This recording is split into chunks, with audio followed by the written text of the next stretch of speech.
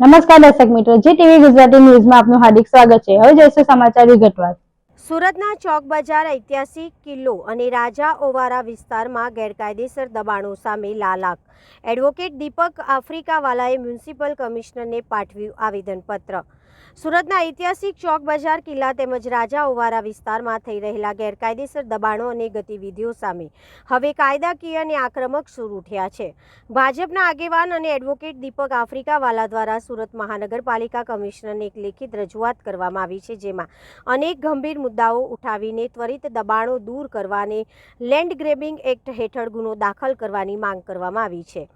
ગેરકાયદેસર કબજાઓ અને દબાણોને તાત્કાલિક ધોરણે તોડી પાડીને મનપાની જગ્યા ખુલ્લી કરાવી ગેરકાયદેસર પ્રવૃત્તિઓ, દારૂ, જુગાર, ડ્રગ્સ આચરનારાઓ સામે કડકમાં કડક કાયદાકીય કાર્યવાહી કરી આ સમગ્ર પ્રક્રિયા જો કોઈ મનપાના અધિકારી કે કર્મચારીઓની સંડોવણી જણાય તો તેમને પણ ફરજ મુક્ત કરી કાયદાના સિકંજામાં લેવા।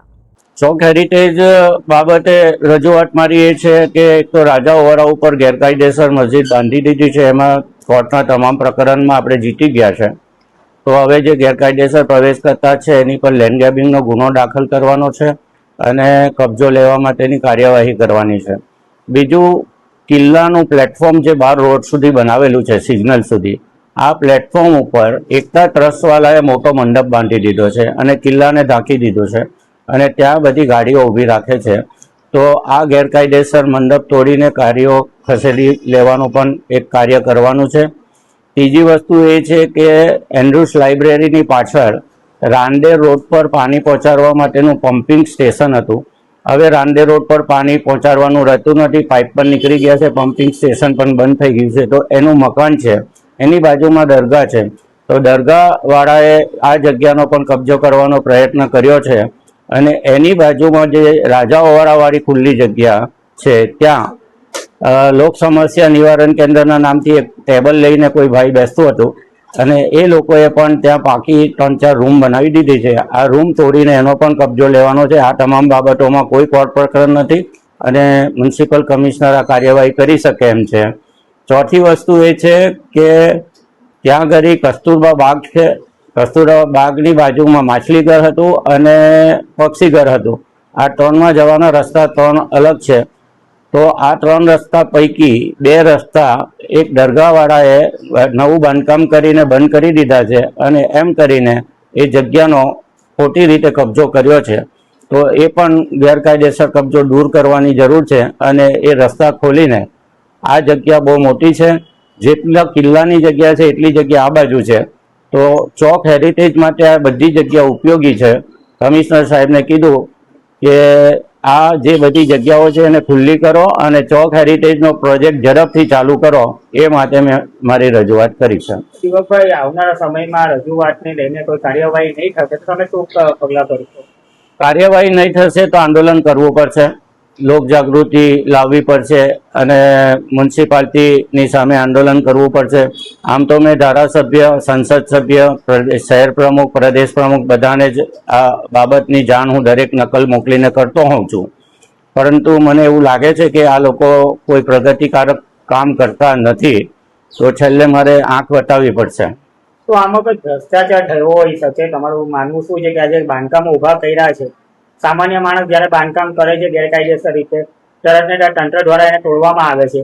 આ બાંધકામો હજુ સુધી દૂર નથી થયા। રાજા ઓવારાવાળી મેટર પર તમારી પેન્ડિંગ છે, એ પણ દૂર નથી થઈ। શું આમાં કઈ ભ્રષ્ટાચાર હોઈ શકે છે? તમારું શું કહેવું છે?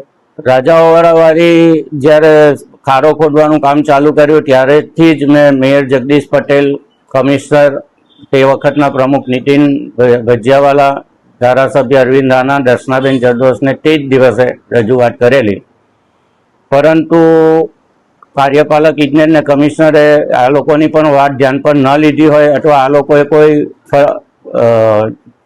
રજૂઆત કરવામાં કચાશ રાખી હોય, તેથી આ મસ્જિદનું બાંધકામ થઈ ગયું છે અને બધા પ્રકરણ ઊભા થયા છે। ત્યાર પછી પણ જે કોઈ રજૂઆત હું કરું છું, મારા પક્ષના બધા જ પ્રમુખથી માંડીને ધારાસભ્ય, મુખ્યમંત્રી અને મિનિસ્ટર, સંસદ સભ્યને હું આ કોપી મોકલું છું। મને ખબર નથી પડતી કે આ કેમ કામ થતા નથી। કોર્પોરેશનના અધિકારીની વાત કરીએ તો કોર્પોરેશનના અધિકારીઓ આ લોકોથી ગભરાતા હોય એવું લાગે છે, કાં તો પછી બસ ફક્ત ભ્રષ્ટાચાર કરીને પૈસા કમાવાની નીતિ હોય એમની, એવું લાગે છે. કાયદેસરના કામ કરવા નથી, સારા કામ કરવા નથી અને ઓફિસમાં બેહીને જલસા કરવા છે એવું મને લાગે છે. બાકી હવે આ કામમાં કોઈ કોર્ટ પ્રકરણ નથી. કોર્પોરેશન ધારે તે કામ કરી શકે એમ છે અને ન કરવાના કામો કરે છે ને કરવાના કામો કરતા નથી, એ વાતનું મને દુઃખ છે. અગાઉ પણ આપ દ્વારા મીડિયાને સંશોધીને કહેવામાં આવ્યું હતું કે આ લેન્ડ ગ્રેબિંગનો ગુનો દાખલ નથી કર્યો. એને પણ આજે ખાસો સમય થઈ ગયો છે. એ વાતને લઈને પણ તમે કોઈ રજૂઆત કરી હતી કે હજુ સુધી સુરત મહાનગરપાલિકા દ્વારા શા માટે લેન્ડ ગ્રેબિંગનો ગુનો દાખલ કરવાની પ્રોસેસ નથી કરવામાં આવી? કોર્ટનો ચુકાદો આવ્યા પછી પણ મેં 3 વખત કમિશનરને મળીને પત્ર પાઠવેલા છે કે લેન્ડ ગ્રેબિંગનો ગુનો તો આપણે દાખલ કરી શકીએ છીએ. કબજો લેવાની વાત રહે છે તો બંદોબસ્ત પણ આપણે માંગી શકીએ છીએ અને જો કોઈ કોર્ટ પ્રકરણની વાત હોય તો આપણા હાઈકોર્ટના કે કોર્પોરેશનના જે વકીલ હોય તેનો અભિપ્રાય લઈને પણ આગળ ચાલી શકીએ એમ છે. પરંતુ મને આ લોકો કોઈ જવાબ આપતા નથી અને અત્યારે શું પરિસ્થિતિ છે એ પણ જણાવતા નથી અને કોઈ કામ કરતા પણ નથી. હજુ સુધી લેન્ડ ગ્રેબિંગનો ગુનો દાખલ કર્યો નથી, વીજળી બંધ કરાવી નથી, પાણી ગટરની લાઈન કટ કરી નથી. હજુ બધું એઝ ઇટ ઇઝ ચાલે છે અને મસ્જિદ આગળ 25-50 લોકો ભેગા થતા રહે છે. કાયમી બેઠક બની ગઈ છે.